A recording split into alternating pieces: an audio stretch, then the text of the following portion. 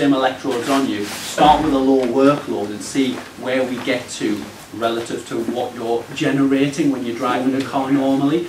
Now in terms of strength training and improving the ability to put in power, or to generate power and do work, we would want to overload you, so we would take it slightly above that to generate additional strength and power, but we would also be able to replicate that same level of force but do it repetitively as well. So it tires the muscle, it fatigues it, but the body will then acclimatise to that as well. Now in terms of the neurological connection as well, that might be something that becomes of benefit to this as well, because the more you do something, the more it retrains the brain to be competent at doing that as well.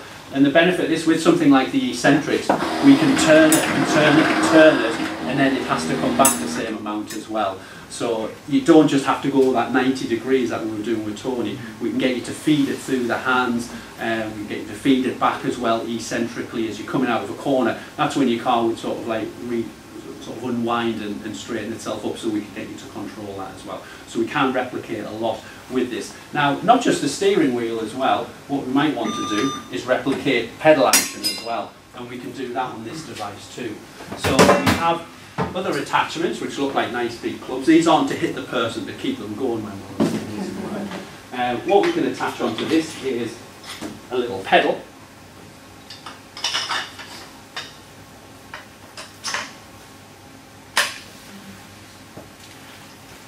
Now, clinically this is quite useful because this tool can be used to replicate sort of stepping action and working eccentrically as well.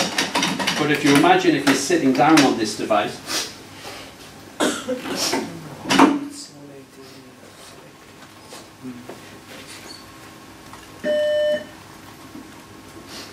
if you're sitting down on it instead, let's see what force I am here, should be alright. As you push away, yeah, you can like that. It will then kick back as well. So we can measure, or we can get you training. If you're sitting down, we can get you as if you're pressing the brake or the accelerator. And because it's working eccentrically, if we did it as an accelerator, we can hold it in that position. This is now kicking back a force against me. So your muscles that are involved in pushing the accelerator will become more overloaded on your trainers as well. And then even if we just had you sitting next to it, say, right, emergency brake practice, you know, you've got to push against the load and do it again and again. You're coming on and off the accelerator onto the brake too. Switch to the other foot, or if you're automatic.